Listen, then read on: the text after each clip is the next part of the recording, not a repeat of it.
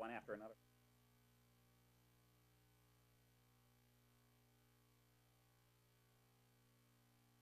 Talk about those for hours. We are live. We are live. Jeff Raymond, welcome to the Naff Report. Chris Naff, how are you doing? I'm doing great, man. How are you? Living the dream. Yeah? You know? How's the family? The family is great. Dash is 6.5 now, my little guy, and we got through our first year of homeschooling, and so far so good. How is homeschooling? Homeschooling is amazing. Yeah. My wife uses the term magical, which is probably true. That's cool, man. man. He's taken to it really well, and he loves it. He loves telling people his school is everywhere. Yep. And Yep. It's been a great experience so far. We're lucky that we can do it. What led to you wanting to homeschool your son? Oh boy. So my wife and I got married in 2007. Yeah. So we've been married 12 and change now. Yeah. And this was something we always wanted to do. Yep. It's just something that I think we both read John Taylor Gatto's Weapons of Mass Instruction, I think is the name of the book. Okay. He was a teacher in, he just passed away this past year, actually. He was a former teacher of the year in New York State. Was a teacher in New York City for like 30 years. Yeah. And decided that school was terrible. The system is broken. Yeah. Your factory churning out kids and stuff like that, and that's his whole thing. Someone I follow on Twitter says, I don't endorse this, but he says public schools are prison for children. They're locked in a cage, and it's the one time in their life they will actually come across physical violence. He has probably read John Taylor Gatto. With that said, I mean, he definitely approaches it from a much more extreme standpoint than perhaps we do. I see value in public schooling. There's clearly value in it. We're in a society where, it would be great if everybody could homeschool, but it's just not feasible. It's not feasible for most people. We had to change our lives around for various reasons where we became a one-income household. Yep. So we've always been that way. And that's hard to do in these days. I give you guys a lot of credit. That is a leap, And it's, I think it takes courage too, because to some people they're going to be like, "What are you talking about?" Yeah. You might get criticized from friends, relatives, strangers. Especially in a small town where generally our school system's pretty productive, and I'm proud to say I'm a product of Millbury Schools. And we live in Massachusetts, which I think Atlantic Magazine a couple years ago said that if Massachusetts was its own country, it would be like number 13 in the world in terms of quality of education. But we're always number one in the U.S. Of course. Every single year. So I applaud your willingness to do that because not a lot of people want to take on the effort, the sacrifice, and the just potential criticism from all fronts. Sure, it's and I mean it's funny because we have a lot of friends who are school teachers, and most of them understand where we're coming from, either from a perspective of this is not what we want for our child, and from a perspective of there are problems with the school system, there are problems with schools, For sure. At the end of the day, my wife's putting in 95% of that work. She's the one who's home every day. She's the one who's okay, well, my son's going to talk about planets for 3 hours and somebody has to listen to him, so, here we go. So, I mean, she deserves most of the credit for it. I'm just the financier. But, especially in a country like America, one of the freest things you can do is control how your child is brought up and educated, Yep, and it's funny because I don't know if you've been keeping up with what's been going on in Worcester with the homeschoolers as of late. No. But they had, I don't think it's a new superintendent, but whatever the superintendent was up to was working a little outside of the boundaries that the state courts have set in terms of the homeschooling stuff. And at one point, some homeschooling parents were actually sorted out for some purposes. Do I need to just keep going here? Thank you. Different mic? For me? There we go. Let's get you a better mic, sir. There we go. Awesome. I'm just going to leave that right there. Sure. Good choice. Live television. I'm making a choice. Is that better, Kev? There we go. I'm going to assume he'll yell at us if we're not. Yeah. But essentially, like they were essentially how the state works is that once you submit an intent to homeschool and let the district know that you're homeschooling, they have to assume you're homeschooling until so if you pull your kid out in October and you say, I'm homeschooling them now, you have a certain allotted amount of time to submit your plans and everything like that. Sure. But they were treating those students as truant. and police were going to the homes. Oh, that's a big problem. It's a big problem. Yeah. And, now, I'm on a bunch of groups and a bunch of mailing lists and stuff like that because, once I get involved in something, it's either full tilt, full town. Right. And you need all that sort of feedback and help on things. Where the school district wasn't putting out approvals, but that their plans were processed. And Massachusetts needs you to have an approval in hand. Just, and I mean, it's all semantics, really. But at the same time, when you're talking about your own children and their education, and you have a school district that was sending police to people's houses, you want the right thing in your place at the right time. So, yeah, so it's a little scary in that regard. But Millbury's been great in that regard. They've been answering any questions we have.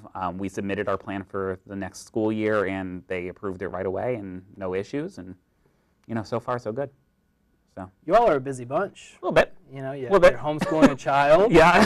Anne's on is it cultural council? Yep, she joined the cultural council last fall. Yeah. And she was defaulted to chair this year.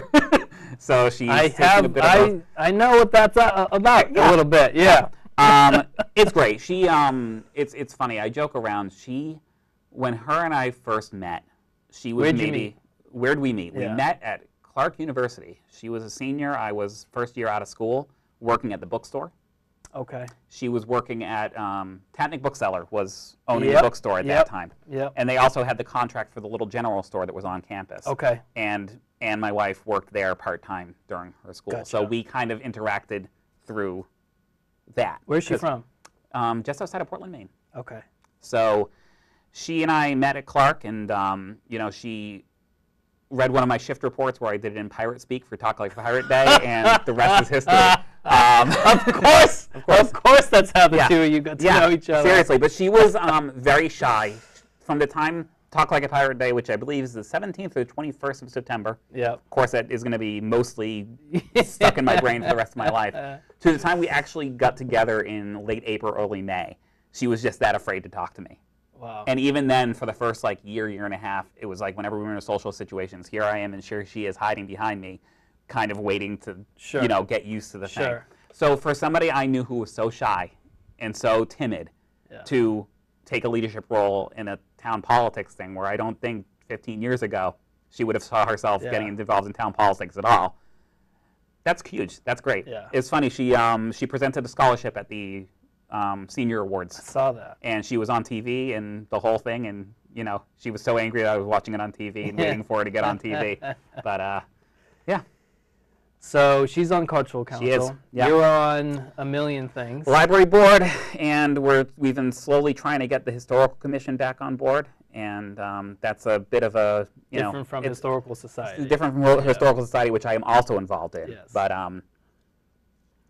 historical commission, it's just it's difficult to find 7 people who want to do something that niche. Yeah, it is a niche topic. And it's everybody's busy. The library's been busy, and work has been busy, and life has been busy. It's important though, because sometimes we've encountered at the mansion where, for grant purposes, having the sign off from the historical commission is important. So it's important, even though sometimes Lori Connors is able to get the historical society to fill in. Yeah. Historical society is a private entity. Right. So it's nice to actually have that commission. Well, we need it in town. I mean, it's we had the master plan meetings over the last year, and what was the number one thing that people talked about in terms of what they liked about Millbury? And I was shocked to see it was the historic character of the town. Yeah. I want to say it was out of all the votes that were there, it was a firm majority, 49 people out of the 70 or something that were there listed the historical character of the town, as one of their 3 things that they loved the most. Yep. So we've got, a historical commission that, they only had 3 members for a while. Now we've got 4, but we can't all seem to get in the same room at the same time, which is just how life works. Yep. Winter is difficult too. So, but it's like you said, we need some sign-offs by state requirements. Yep. If we're going to start talking about a community preservation act, you Easy, need Jeff, to. I know, Pump the brakes, my friend. Pumping the brakes, but I'm just saying, if we're going to do that, you need by state law, you need a historic commission to make it work. We also need a parks commission, which has 0 members. But that's a different story. But yeah, so it's a difficult. It's not difficult. It's just a challenge. How old are you? 37, 38. Why? 38. Okay. none of my friends have any interest in all the stuff I do. Yep. And I don't know who your friends are. Yep. But do they all think you're crazy? They don't think I'm crazy. But they don't have the interest level that you do in all this stuff. They think it's hilarious that I'm on a cable access show tonight. Yeah. I think that's kind of where we're at with this. Where, I think, so you and I did the election night thing a few months ago, and at one point the cast of Shrek Jr. stopped in. Right, right, yeah. And so my wife just took a picture of the television and posted on Facebook and was like, just, no comment whatsoever. I live in Pawnee. If you've seen Parks and Recreation, which is like a small town in the Midwest where just ridiculous things happen. That's kind of the comparison we make, where it's like, I would like to fashion myself the Ron Swanson of Millbury. I would like that title too. I think you're more of a Chris Traeger. I've never watched the show. Oh my God, really? See, but I don't always share what's on my mind. Okay. So I think I'm more Ron Swanson than people realize. Either way, there's also a tiny horse that's like the mascot of the town, and that's what Anne thinks I am. If I'm from Pawnee. So I'm little Sebastian for those who don't know. Yeah, you are a good mascot for the town. I'm something. I don't know. But you spent time away. I did. I spent 2 years away chasing what I thought was a really good dream of being a children's librarian. Sure. And I got a gig up in New Hampshire, and it was a small town, 4,000 people. Wow. Small library, historic building, whole thing. And it was like, I went in there thinking, okay, great. I am 27 years old, 26 years old. This could be a thing where, like, I could do this for the next 20, 30, 40 years. Build this into something awesome. And, nothing against the town that I worked in, but, I pounded the pavement and walked into every business for funding for summer reading because they just didn't want to fund the library. It was just and New Hampshire's a whole different beast in terms of not getting a lot of state funding for anything. It is very There's no different. income tax. There's no sales tax. So you're really stuck on property taxes. Yep. Hollis, New Hampshire had, at the time, an average household income of $97,000. Okay. Which is one of the richest communities in southern New Hampshire at the time. Much higher than Millbury. Much higher than Millbury, by about 40 grand today. Yeah. I pounded the pavement for days going to every local business in that town and just talking to the owners, talking to the people there, handing them things saying, we need money for our summer reading. We want to have a great summer reading program. We want to have a lot of events. I had the oil company give us $500. They then raised $25,000 for a fireworks show from those same people. Yeah. And, granted, that wasn't the only thing that made me think this isn't really what I want to be doing. Sure. But it was kind of emblematic of some of the struggles I was running into. And it's funny because now, I joined the library trustees in Millbury about 6 years after leaving that. And a lot of my experiences with the Board of Trustees there informs how I like to approach the Board of Trustees here, where it needs to be more of an engaging sort of thing, where you're working with the community and trying to be an asset to the community as opposed to, you're a steward for a building. You're a steward for one of America's great treasures in libraries, one of those things that's like, one of the world's greatest things. Libraries aren't American. Libraries are a worldwide phenomenon, Plus, we're not unique that Carnegie funded our library, but that's a great We're not, story. but we are. He did a lot of that throughout the country. We're unique here, but yeah, it's pretty neat. But that's sort of one of the things I respect about you most is we're sort of in the same generation. You're probably less millennial than I am. I'm right on the cusp. Yeah. Depending on who you talk to, I'm either millennial or still Gen X. Right. And I don't really. I think the best way to someone has put it is that I'm of that small band of about 5 or 6 years that remembers pre and post internet. Like I remember having to do things without the internet, and now I understand having. We have vague recollections of that. But my critique of people our age, is I think they get caught up in doing what everybody else is doing. And they need to go to the same places that everyone posts on Instagram, come up with the same stupid, little tagline for their Instagram post, dress the same way, and just live a very basic life. And that I abhor. I cannot stand that. And I think people who really really hone in on what their interests are and pursue those interests, I have a lot of respect for. Yeah. I think you do that. I try. You have an interest in literacy. You have an interest in education. You have an interest in history, and you pursue all those avenues, and then you get up and go to work as well. Right. Like that I think is that I think sets you apart from a lot of people in our generation. See, it's funny because it's like, you know, I struggle with, like, I feel like I'm a very busy person, and sometimes I feel like that's almost to my detriment. I feel very tired sometimes. Oh, yeah. You know, you know, it's just a reality of it. My girlfriend and I don't argue about much. The one thing we argue about most often is my time. Mm-hmm.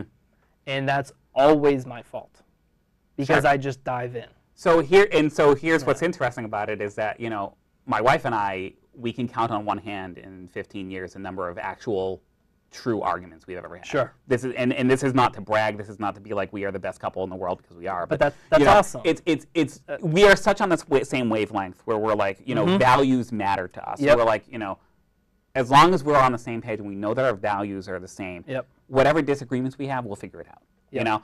And she got frustrated with me a few years ago when, you know, it was, you know, my mother was sick. I was putting a lot of stuff on the back burner. Yep. And, you know, we were sitting on the couch, and I'm just like, you know, I felt lost. And she's like, part of why I fell in love with you is because you're so passionate about so many things. Yep. And that you not only feel that passion, but you actually act on them. Yep. And it's like, to me, that's just not automatic. And she's like, you know, if you're not getting that sort of... It's automatic for you, but very few people So do here's it. the thing, though, because I don't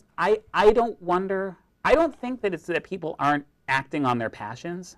I think that I just have very niche passions that are very easy for me to access. Maybe. In a way that, you know, some other people, like, you know, I have a lot of friends who like to write, who are really, you know, who what they want to do is really publish a book, and they try really hard to write and do their thing and write. What they're doing is not any more invalid than what I'm doing.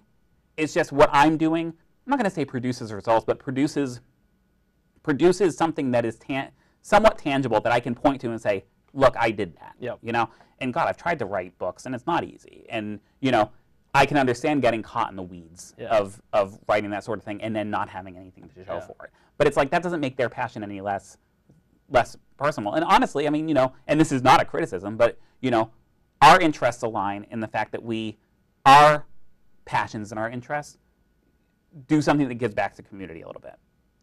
Like, I get a lot out of being a library trustee. I'm not, you know, it's not all altruistic. I enjoy doing it. I enjoy helping out the library. I enjoy finding weird stuff in the attic of the mansion during the historical society meetings. It's wonderful. I enjoy that sort of thing, but it also has something that goes to the community. If I didn't enjoy it, let's be honest, I wouldn't be doing it. Yeah. You know, like you know, I'm a giving person, but I'm not that giving where I'm going to start giving my time to something I don't appreciate. Let me tell you, if I didn't love being at the mansion, I would have second thoughts after all that's gone down. You know, it's been an interesting, you know. It has been. You know. But I think, getting back to what we were talking about earlier, I find it really hard to manage my time effectively to accomplish all that I'm interested in. Sure. You know? Yeah. So that's why I like to pick your brain of how you... I'm terrible at it. Yeah, I am too. The answer is that I'm terrible at it. And you know, if somebody is looking for me for advice on time management, forget it. I am the wrong person to do it. You know what? It is stunning to me sometimes that I get my columns in on deadline. Yeah. You know, it's like there are some weeks where it's Thursday afternoon. I've had just a crazy week. Yeah. And I'm like, well, crap. I have to write a column right now, and I don't know what I'm going to write about. I somehow figure it out. You know, sometimes I get it done early, sometimes I get it done late. But it's like, you know, I've always hit my deadline at least, thank God. But you know, it's just one of those things where it's like a person who manages their time better, who, you know, does it either by having good skills or having good time management, you know, abilities, or does it through narcotics of some kind. You know, more power to them. I would love to hear their advice. You know. Well, so the column's interesting. Yeah. I think I've said it about a lot of different situations. You never want to replace a legend. You want to replace the person that replaces a legend. Yeah. I think you saw that. You can see that in, you know, Apple. The guy who replaced Steve Jobs was terrible, and then Steve Jobs had to replace him. That's why Tim Cook probably has the hardest job in corporate America. It's really difficult to replace a Steve Jobs. Right. We saw it here in Millbury. You don't want to be the person that replaces Dave Roach. And though there's very valid criticism of Susan Hitchcock, and she heard it all, she was put in a tough spot. Yeah. It's much easier to be Greg Myers. Yeah. Not to take away how good he is. I mean, I'm very impressed with Greg, and him and I will disagree at times, but he's awesome to work with. Mm-hmm. That's like replacing Tom Riley. Right. Would be impossible. Right.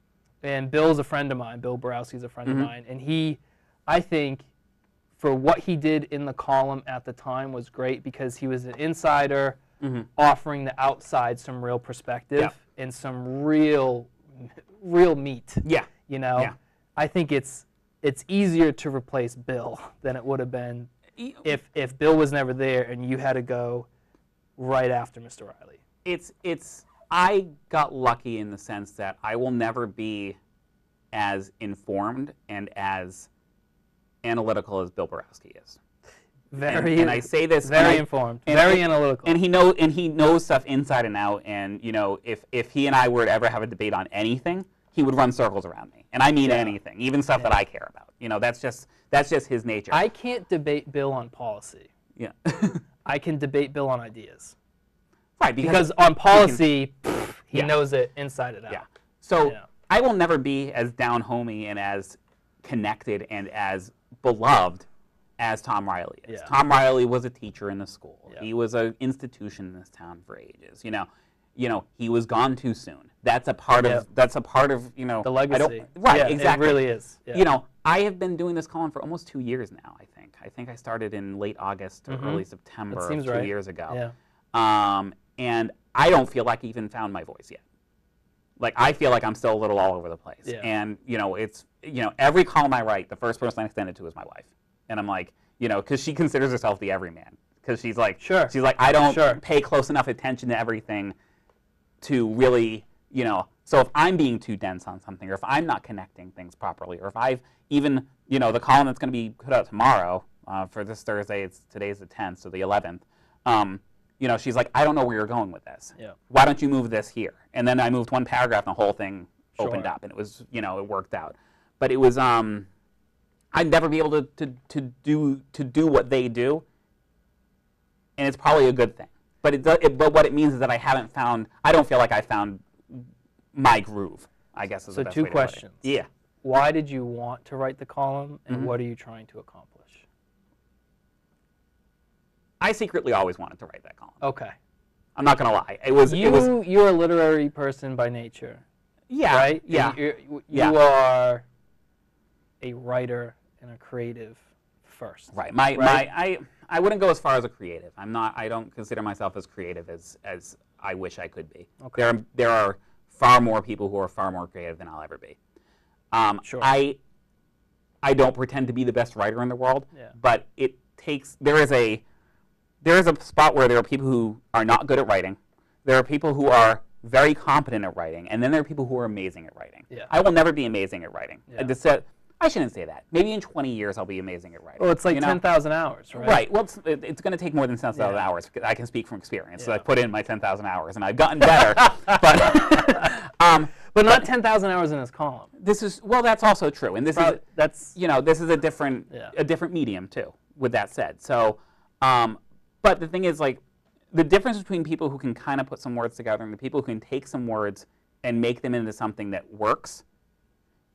That's where I'm at right now. And I feel like that's a good place to be. Yeah. And it's not a bad place to be for a small town newspaper where, you know, I've got 900 to 1,000 words to put together some ideas or just talk about what I'm thinking about during the course of a week, you know? And I think I do a pretty decent job of it, all things considered. Do you get a lot of people reaching out to you directly with feedback? Yes. Not as much as I anticipated but also I don't think I'm being as provocative as my predecessors. I would say that's true. Yes, and that is not necessarily by design, but I think it's just my style. It's just I'm not somebody who necessarily looks to poke the bear too much. Although I have to give you a ton of credit for the manger on the comment article. That I've gotten more feedback for that than that's what I think is great about local content and hyper local content like a local Millbury paper, because that's a important thing for a community to think through, I think. Now, I'm a Catholic, and I'm a lazy Catholic. I don't always go to church, but I'm a believing Catholic. Sure. Okay. I like looking at a nativity scene. Yeah. But I don't know how I would feel if there was a, not that I don't know how I would feel, I wouldn't be as excited to see a Jewish or a Muslim type of setting on the common.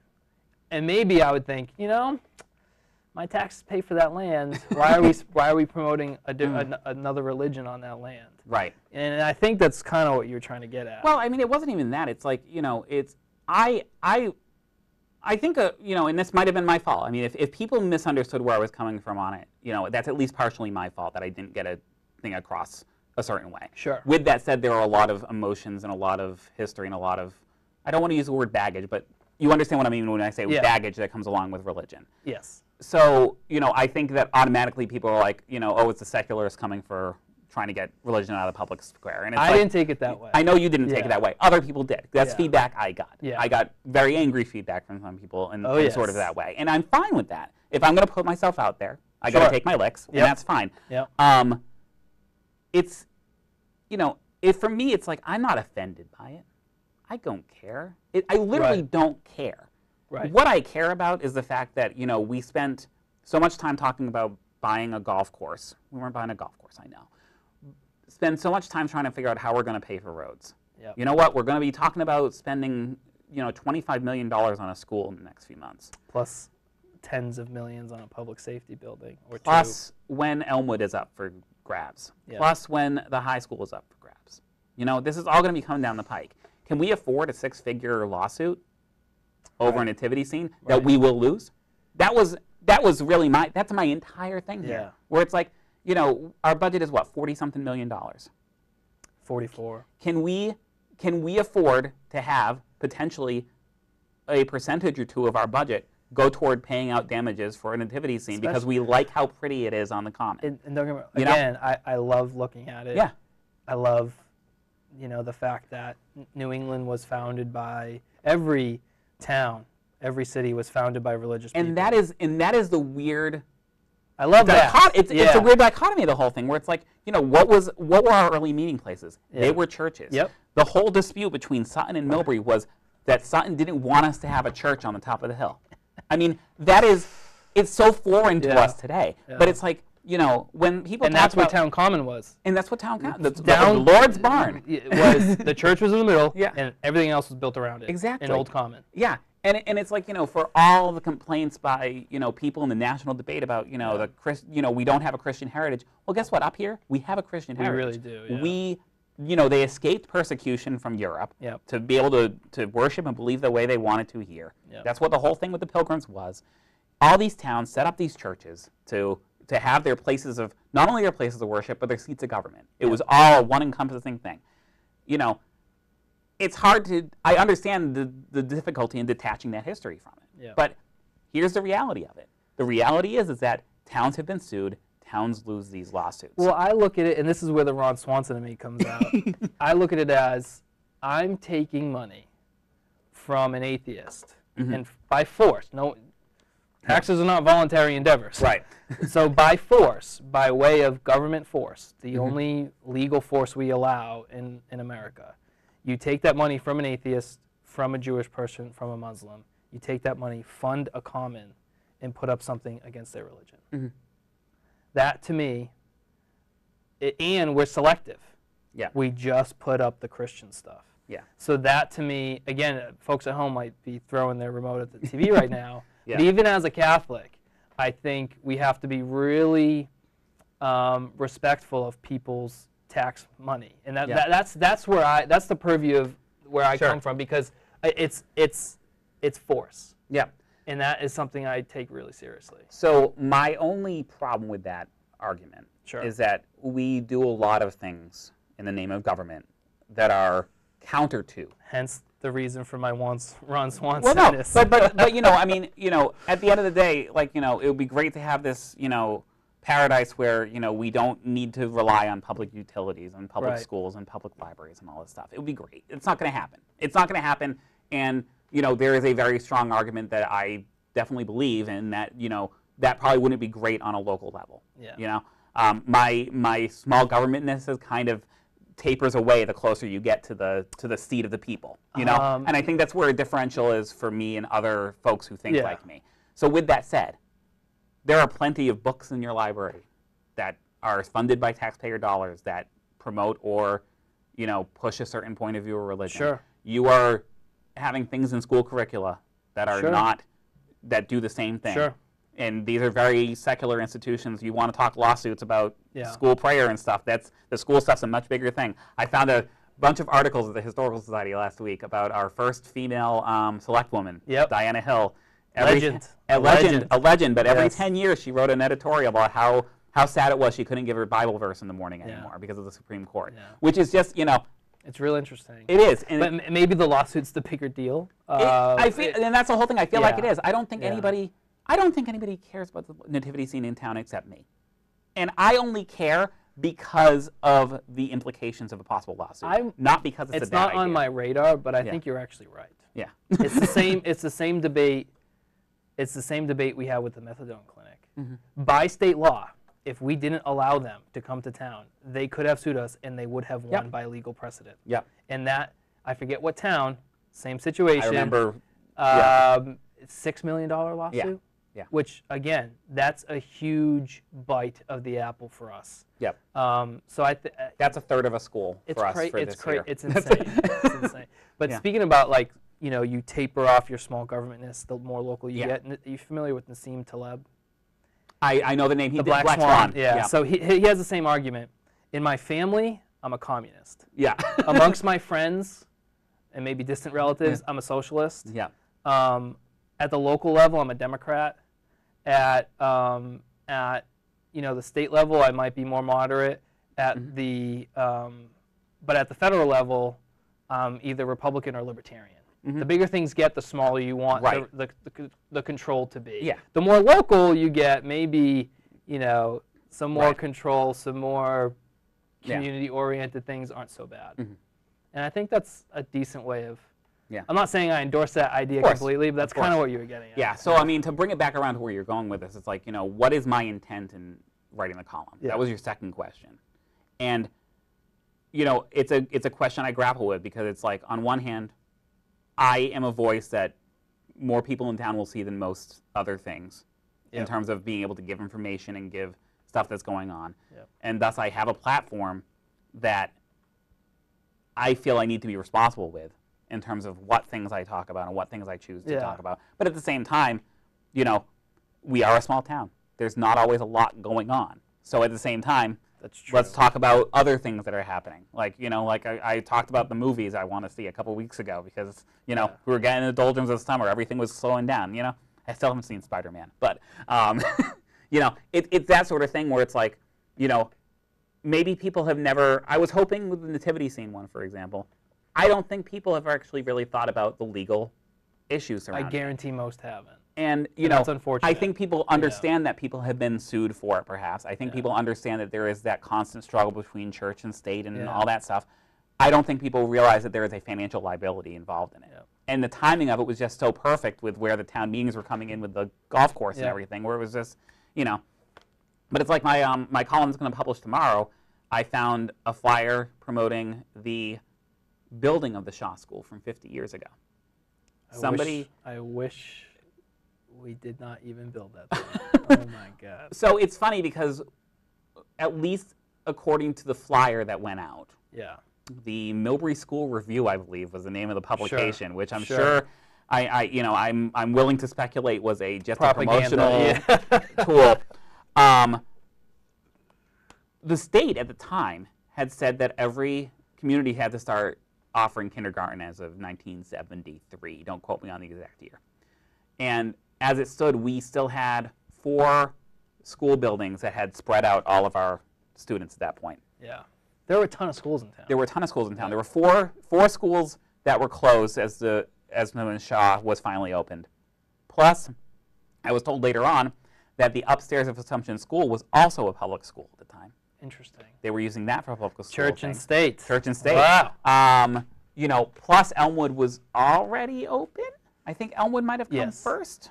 And then you had the high school. Part of the deal with the high school, part of the deal with the Shaw School, I think, was that they were also building the extension onto the high school at the time. So that way it would spread a little more. Right. Where they were trying to just consolidate everybody into place. Yeah. But they had pictures of the kids, like desks just bundled up on each other.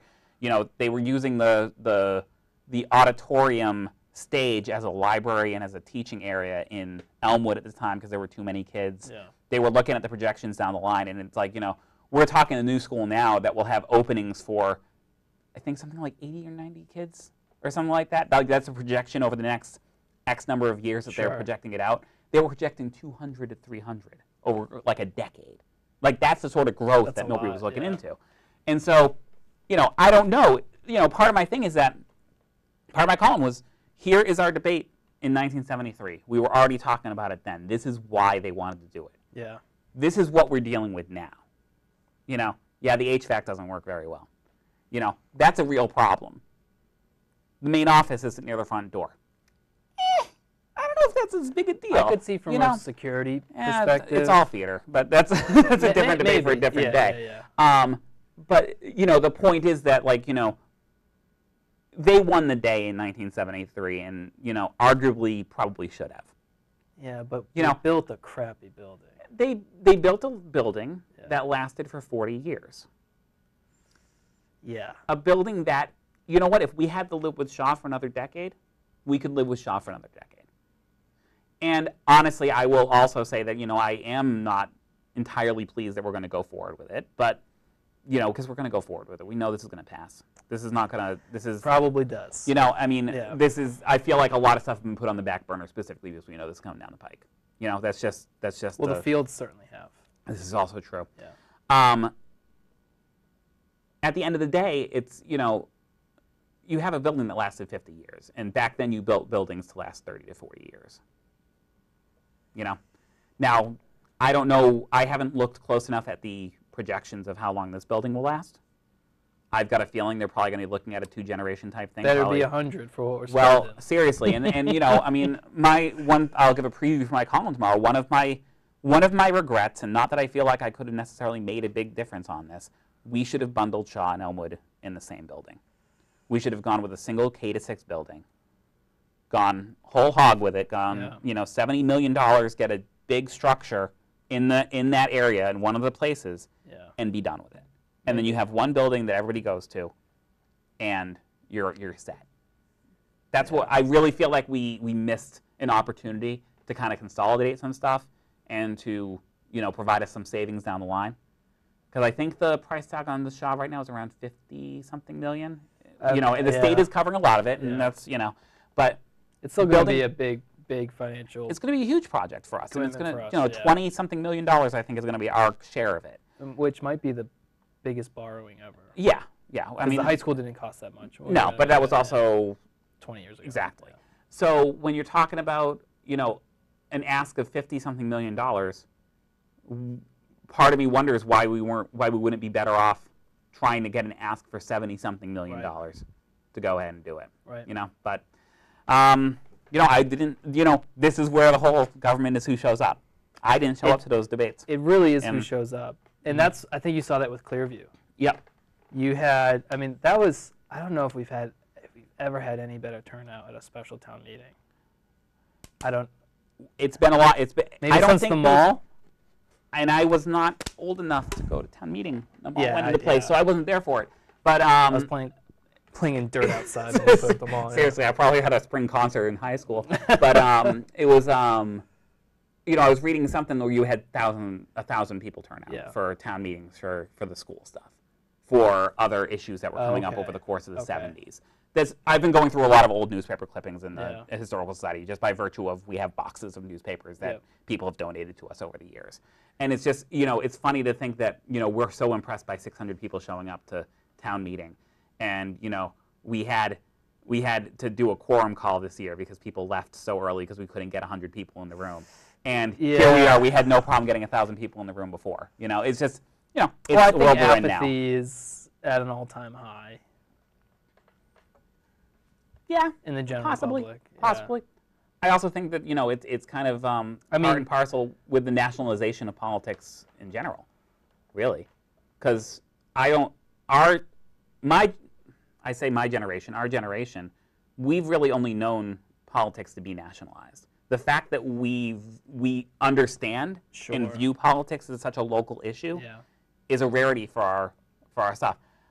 I'll tell you, I see stuff about Trump on my Facebook feeds and on my Twitter stuff constantly. Of course. I saw stuff about Obama constantly. Of course. You know, it drives the conversation. It drives the conversation. How often are you seeing stuff about Charlie Baker? Granted, very he's popular. rarely. Granted, considering most how popular he governor is, in the country, how much, and he's a Republican in Massachusetts. Yeah, considering how popular he is, and considering how, you know, and he's had his share of issues like the tea stuff lately. Yeah. But how much are you seeing that on your Facebook and Twitter feeds? None. None.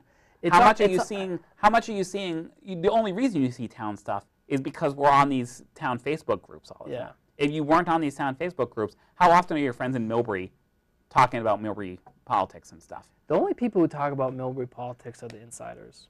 Right.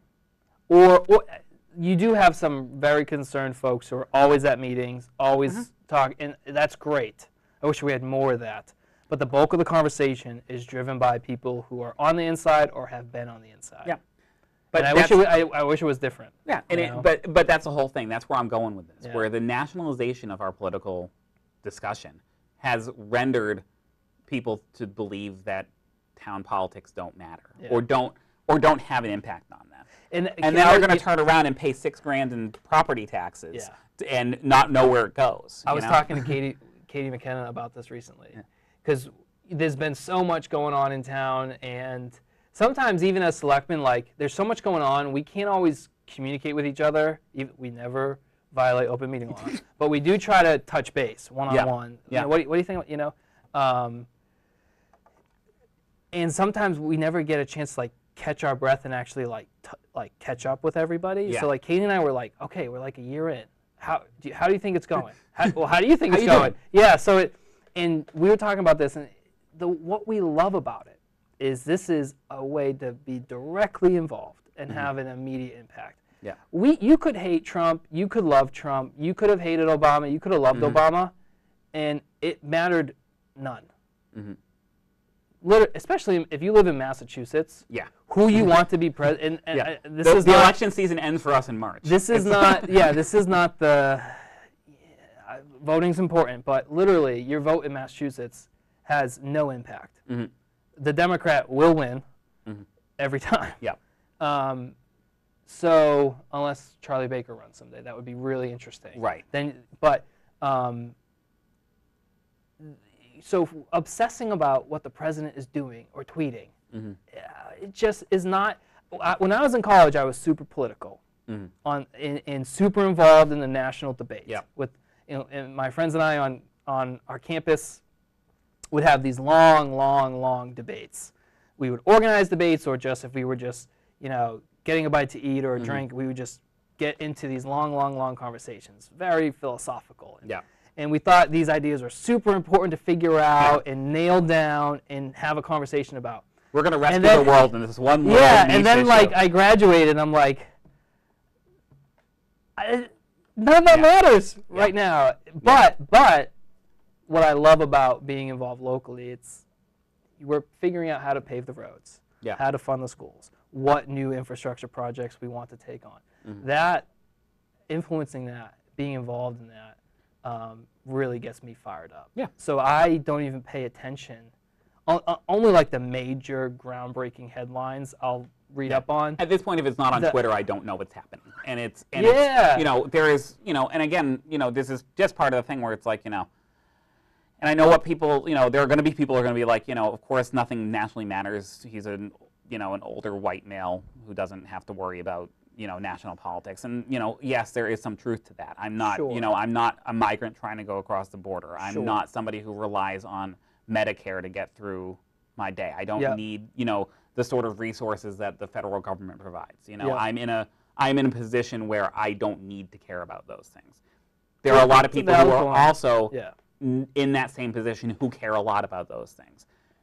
I don't believe they're making an impact on it. No. And they would be much. I've said this to many of my friends who are very vocal and very, they have their slacktivist moments, is what I call them, where they will tweet out and Facebook every fundraiser and every petition that goes out there, and I'm like, why aren't you on a board in your town? Why aren't you doing something? You care so much about marijuana legalization. Yeah. Your town needs show people up on to town meeting. Get on planning board. Get on zoning. And it's and none of them do. That's why I brought up the question earlier. Like, I think you and me and some other people, we're a little, in a weird way, we're just a little different from the rest of the people our age, because the apathy is there. They don't care. They'd rather, find out what the next beer run is, or who's playing at Coachella this year. And I'm not saying you shouldn't enjoy those aspects of life, but I think a lot of people get caught up in doing that because everybody else is doing that. And when if they actually sat down and thought about what is important to them, maybe they would spend their time doing things that are productive and meaningful and of consequence. Let me throw this back at you. Sure. Do you ever wish you could care less? It's not in me. It's not in me. I can never sit on the sideline and observe. I have to be in the game. Yeah. In business, in local politics, government, call it what you want, I can't sit on the sideline. I have to be involved. And I'm not saying that to pat myself on the back. Right. It's just in my blood. I think that's the same thing. I think it's a personality. You're familiar with the non-player character. Right. I hate what that's become in a lot of ways, but there's a lot of truth to it too. There's definitely some truth to it in the sense that it would. I feel similarly to you, where it's like I have said to myself a few times where it's like, this is the moment that X thing I do, I'm just going to participate. I'm not going to try to get more involved in it. I'm not going to try to be more of a person who's doing it. I am happily willing to be a cog in this machine. Yeah. And that is fine. And 6 months later, I'm putting my hand up for helping out with something, or I'm booking an event, or all of a sudden you're speaking the most at town meeting. Right. And my wife says that it's not town meeting until I've yelled point of order at Jim McKenna. It's like, it's that's just how it works. I kind of get that. And the thing is, like, what you're saying is kind of true. I wish I could turn it down a little bit sometimes, but it's just, it's a personality thing for me. I'm a person who has a lot of different interests and a lot of different motivations, and I, tend to run full tilt and then die out. Yep. But, I don't know how to turn it off. And the lowest points of my life in the last like 10, 15 years have been when I've been forced to turn it off because of other things going on in my world. It's like, I just hope I'm using my powers for good. I say it often. I lived in Florida for 5 years. Beautiful, sunny South Florida. My house was 5 miles from the beach. I had a good job, a lot of fun, so much to do, so much to see. And I was not miserable, but so dissatisfied. I had a good job, but then I'd go home and like sit on the couch, maybe read a book. I'd go fishing. I'd go to the beach. I'd go to the Keys, and that was all fun.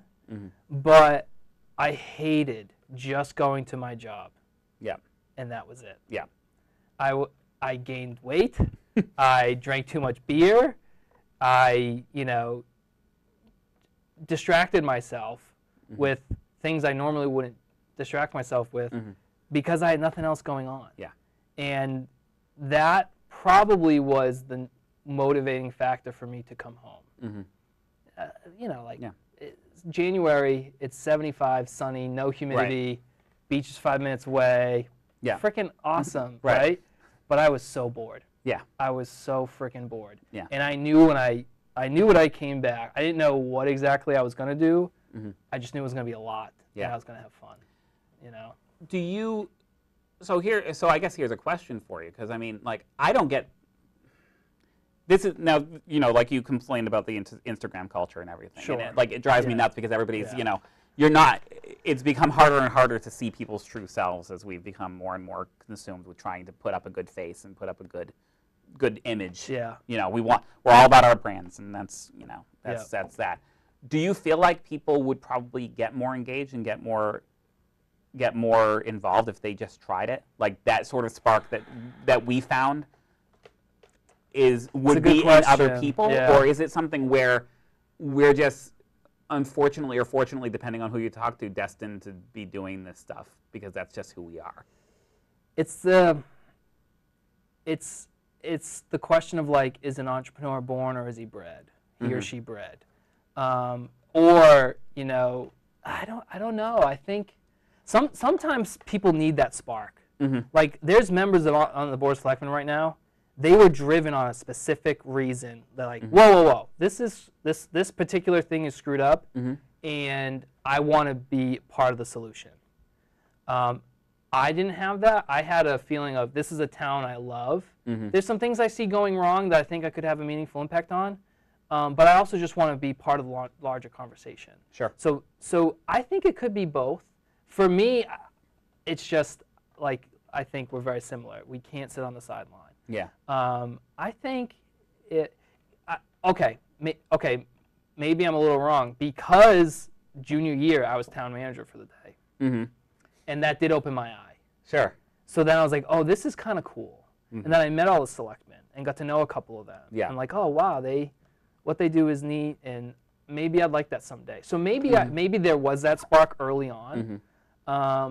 But then again, I was already involved like in a ton of stuff at school. Well, it's like, I was a theater kid plus the band kid plus the chorus kid plus, I know I was on the school newspaper for a while. I probably would have joined the debate team if we had it. I'm sure there were a million clubs I was on that I missed along the way. Like I've always been, one to overcommit. Yeah. But it's just that's an interesting chicken and egg kind of thing. It really is. Because it's funny because like I have a friend who has gotten involved in some other things, and it's not something her and I had ever really seriously talked about. I've known her for 20 years, and we never seriously talked about town government. But she moved to Millbury a few years back, and I'm like, I think you'd be good at this.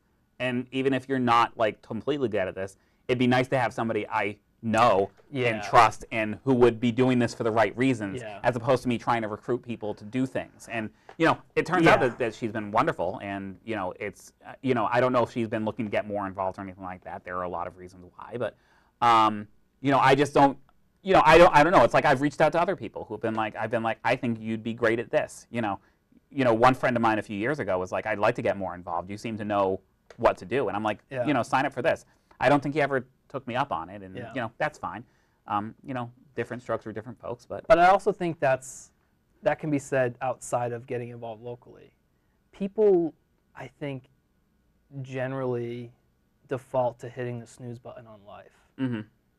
Whether it's career, whether it's goals outside of your job, there's I think comfort and human nature go together, and it takes a lot to get over that initial hurdle to put yourself in an uncomfortable situation where you don't know the outcome, whether it's taking a risk career-wise or business-wise, or taking a risk in a social scene, or who you're going to date, or getting involved. There's this big hurdle, and it's really intimidating. Well, I don't know what the risk is in doing that particular thing, so I'll just not do it because I'm much more comfortable where I am than the risk in doing that. Sure. Even though the upside there could be 10x. So let me ask you this, because I know folks like who you're talking about who are hitting the snooze button, so to speak, and I know that they're not entirely satisfied. You're 28. 28. So we got 10 years between us here. How do you feel like you are achieving what you want to achieve in life? Hell no, no, absolutely not.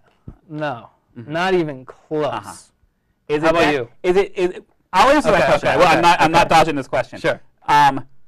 Do you say that because you know that there's more coming down the line, or that you know what your potential is and you have not actually achieved it yet? Both. Because there's so much I would like to be better at, and I know I could, and I'm not. Like, I should be a better morning person, and I'm not. I should exercise better than I do, and I don't. God knows I know that. I should go to church more often, and I don't. All those things, so those are like my potential. I could get better at all those things, and I'm not doing it. Sure. So there's that part. Yeah. There's also like the things I want to really do. Yeah. I might never get to do, but I never want to stop going after that. Sure. It's almost like shoot for the stars, you land on the moon. Yeah. Type of thing. So it really is both, and that's what I mean. It's hard for me to sit down and put my mind at ease. Yeah. I went fishing last week. Yeah. And we do this family trip up to Maine. We go to this lake, we do bass fishing. And I have to really concentrate on just detaching to enjoy those days. And I'm not proud of that. Yeah. Because I know what's happening back at the office at work and the stuff I should be thinking about, or I know I'll have to immediately jump into when I get back. And there was stuff going on in town that I really wanted to be in town for. But this was a trip my family has we do every year, and we had already planned it months and months and months ahead. Yeah. So I knew I had to focus on detaching from all the stuff here to enjoy that week. Yeah. And that's a struggle for me. Yeah. I'm not proud of that. Yeah. But I struggle with that because of those things, like the things I know I need to get better at, and the things I know I really want to go after. Yeah. I'm very similar. I'm very similar in that way, and it's the same idea where it's like, you know, I need to remind myself that it is okay for somebody who's working 45-something hours a week, plus having gone through some stressful, you know, town things that I've been working on, plus, you know, I run a local dodgeball league, I write my column, you know, those take up time. You know, I'm probably putting in, and you have a wife and a kid, and you have family. This is all before I talk about the wife and the kid and the family, you know, and it's like, you know, Dash just wants to play Mario with Dad, and sometimes, you know, sometimes, buddy, I just don't have the moments right now, and it's like, you know, and you know, that hurts. That's not great. That doesn't feel great. But it's like, you know, I have to remind myself too, and Anne reminds me of this constantly, that I need to, you know, accept the fact that sometimes I just need a few hours to sit and, you know, look at a book or play a game or just read something or just not be doing. And let my brain turn off a little bit. You know. That's the same thing on mine. My girlfriend's very good at putting me in my place and saying, you need to just stop. And just enjoy this moment. Or this thing that other people, it's important that you enjoy this thing. So shape up, buddy, and enjoy this moment. You know. So. Jeff Raymond, thanks for coming on. This was a freewheeling little conversation there, and you know, I don't know who's watching out there. I hope, you know, I don't know. I hope someone got something out of it. Well, I did. I did too. No, this was. I don't do the show for the people. I do the show for me. No, it's good, and you know, it's good to kind of keep ourselves in check a little bit too, because I think, you know, for people like you and me, who put ourselves out there, who know that we have a voice and have a responsibility with it. Right. It's good for us to keep ourselves in check a little bit, and to know that, you know, you know, we might be something special where we know we can exert ourselves and put ourselves out there and do the things other people won't do, but also that, you know, that we're doing it for the right reasons. You know, and you know, the one thing I've always appreciated about you is that you've always come across as somebody who's doing it for the right reasons. I try. And you know, I try too, and I'm sure I fail sometimes. You know, and that's part of being a human is failure. But I have to tell you the one quick story before we wrap up. I had no idea who you were. I was living in Florida. You lived away for a time. I came back right as I came back the summer before the special meeting on the methadone clinic.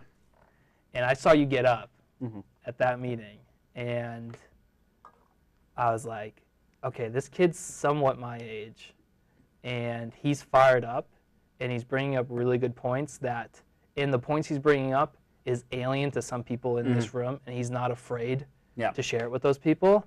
That's a guy I need to get to know. And when you grew up as the weird kid for 20 years, and when, no, in all seriousness, when you're the weirdo who's reading his fantasy books and like, you know, playing D&D with his wife on the side and all this stuff here, you stop being afraid. You stop being afraid of what other people are going to say. And you know? that's hard. That's hard too, because really you know what? hard. You can see me on TV. I've gained more weight than I need to right